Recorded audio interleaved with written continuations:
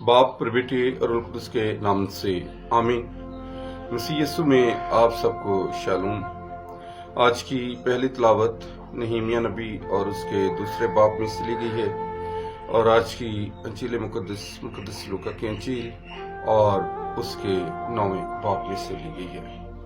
मेरे अजीजों, ये खुदावंद के कलाम में जब हम नहमीया नबी के मतलब पढ़ते हैं तो ये दौर बनी इसराइल कौम की असीरी से आज़ादी की तरफ जाने का है कि वो गैर मुल्क से अपने मुल्क की तरफ कूच कर रहे हैं और इसी दौरान नहमीया नबी खुदा की तरफ से नबी बर्पा हुआ है।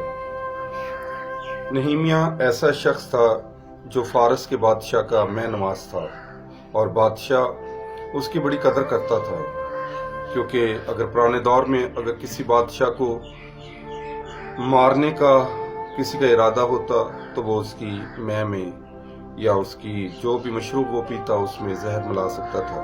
लेकिन ये नहमीया जो है ये बादशाह का वफादार है और यही बादशाह को मैं पेश करता है। और एक दिन नहमीया बादशाह को मैं पेश करता है और उसका चेहरा उदास है। बादशाह उससे पूछता है कि नहमीया तू क्यों उदास है?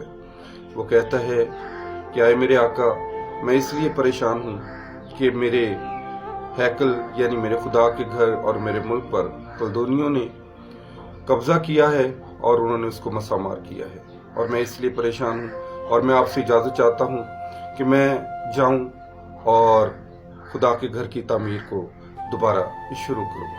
बादशाह जो है वो उसे इजाज़त देता है, अपना खत देता है, फौज देता है, अपने साथी उसके साथ भेजता है और माल दौलत भी उसे देता है ताकि वो तामीर अच्छी तरीके से कर सके। और मेरे अजीजों, ये दौर जो है इस दौर में नहमीया नबी और इसके साथ अज़रा और ज़रूब्बाबेल, काहिन आज़म, यूशिया, ज़िक्रिया और हजाई नबी इसी दौर से तल्लुक़ रखते हैं। इन सब ने मिलकर यहूदी कौम को दोबारा से नई जिंदगी से रोशनास करवाया।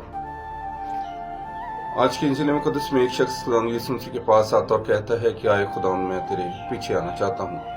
खुदावंद यीशु मसीह ने उसे एक मिसाल बयान की है और वो मिसाल बयान की है लोमड़ियों की, परिंदों के घोंसलों की, और उस पर वाज़ेह किया है कि अगर मेरे साथ चलना है तो रास्ता जो है बड़ा दुश्वार गुजार है और इसी रास्ते पर चलना होगा। खुदावंद यीशु मसीह की पैरवी करना अपने मफाद, अपना तहफ़्फ़ुज़, अपनी आराम और आसाइशें, इन सब चीज़ों को तर्क करना पड़ता है।